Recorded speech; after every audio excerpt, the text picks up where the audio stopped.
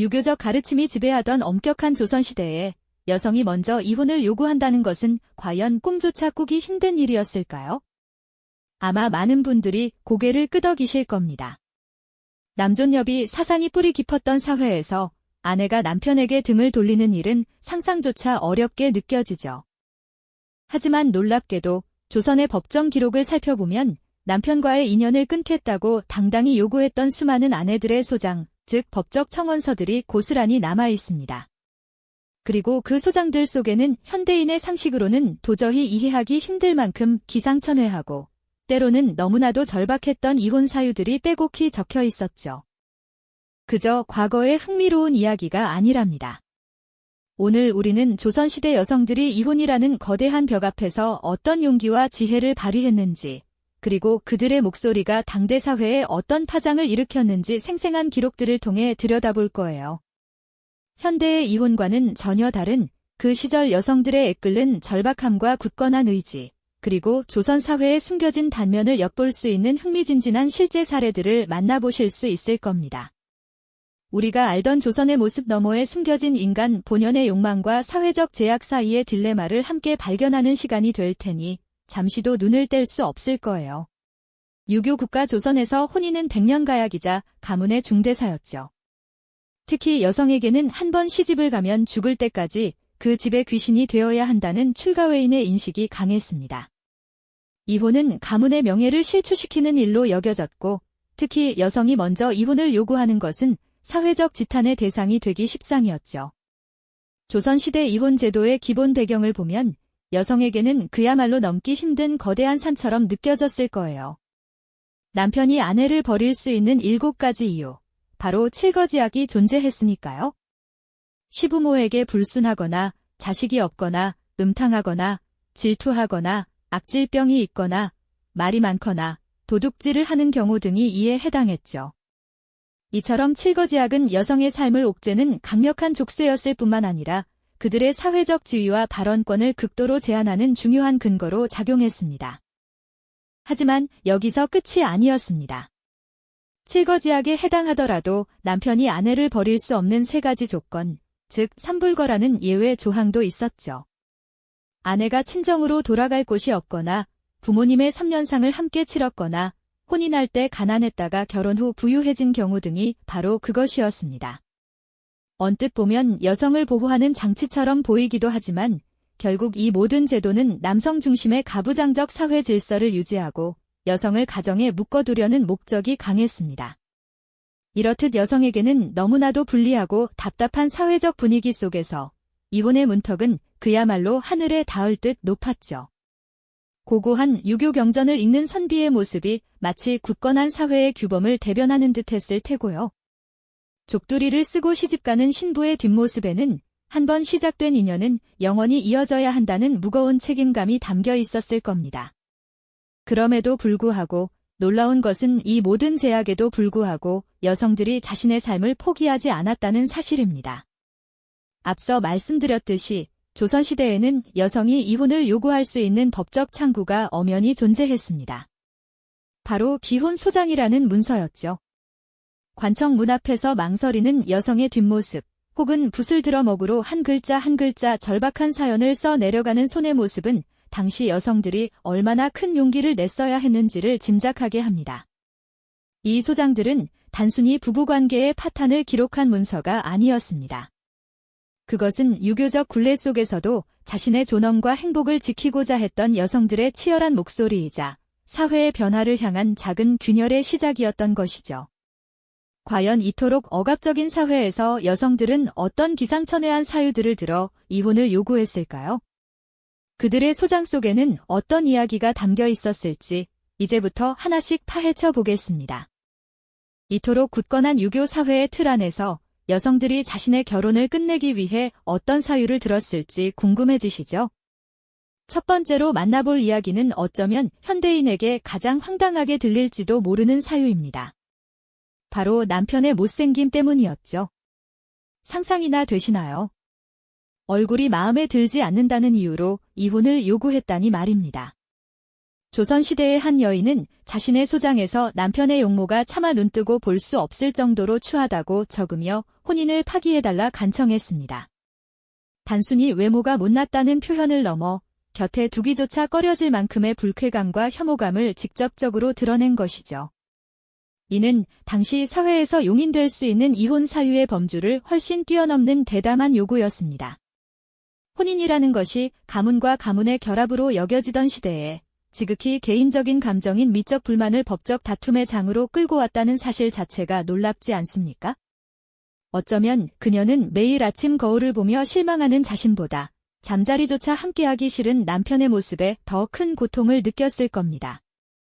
이처럼 개인의 지극히 사적인 고통이 관아의 문턱을 넘어 판관의 책상에까지 오르게 된 것이죠. 판관이 이 소장을 읽으며 얼마나 미간을 찌푸렸을지 혹은 황당함에 헛웃음을 지었을지 상상해보면 당시 법정의 분위기가 어떠했을지 짐작이 가기도 합니다.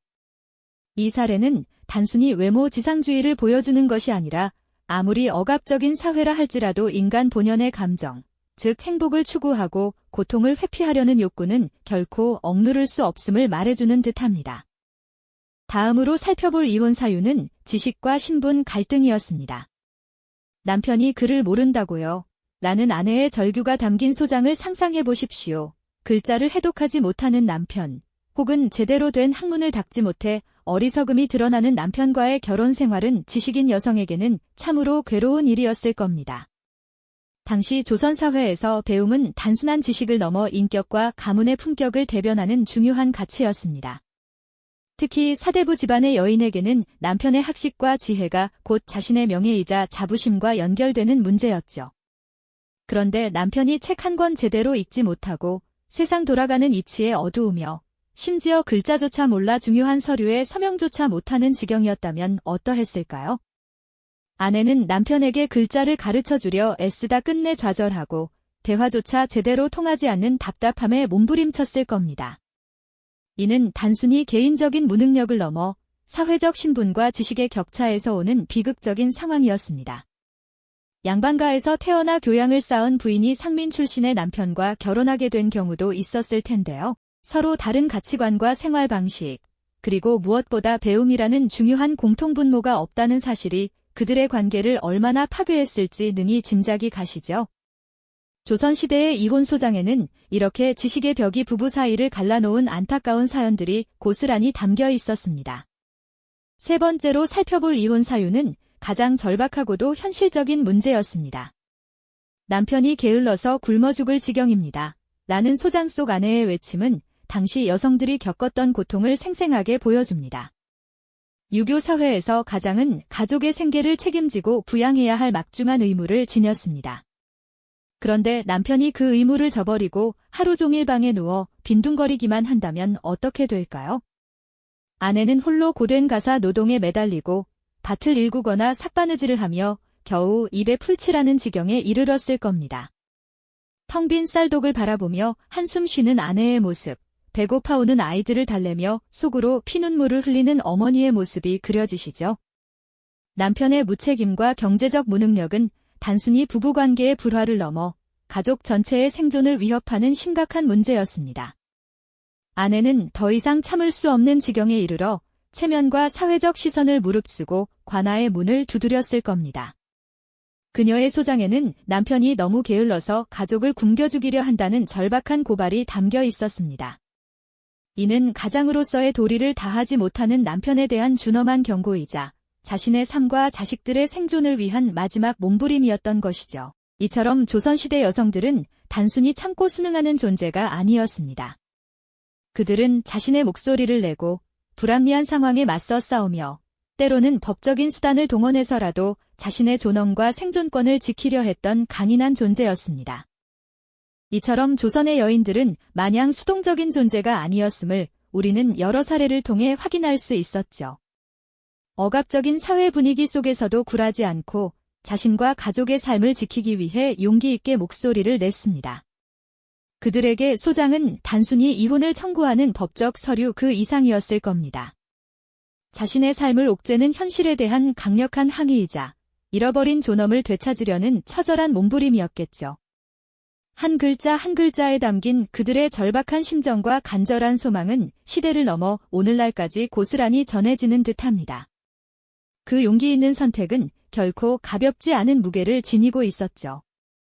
소장을 들고 관아의 문턱을 넘어서는 여인의 뒷모습을 상상해 보십시오. 유교적 규범이 지배하던 그 시절, 감히 남편을 고발하고 이혼을 요구하는 행위는 엄청난 용기와 결단 없이는 불가능했을 겁니다. 주변의 따가운 시선과 사회적 낙인, 그리고 혹독한 결과에 대한 두려움까지 감수해야 했을 테니까요. 하지만 그녀들은 포기하지 않았습니다. 낡은 유교적 가치관이라는 두터운 벽에 조금씩 아주 미세하게 균열을 내기 시작한 것이죠. 그 균열 속에서 새로운 시대의 싹이 움트고 있었던 것은 아닐까요? 우리가 함께 살펴보았던 기상천외한 이혼 사유들을 다시 한번 떠올려 보시죠. 남편의 외모가 마음에 들지 않거나 그를 모른다는 이유로, 심지어는 게으름 때문에 가족의 생계를 위협한다는 이유로 이혼을 요구했던 아내들의 이야기는 현대인의 시각으로도 무척이나 놀라운데요. 당시 판관들은 이 기상천외한 소장들을 접하며 어떤 심정이었을까요?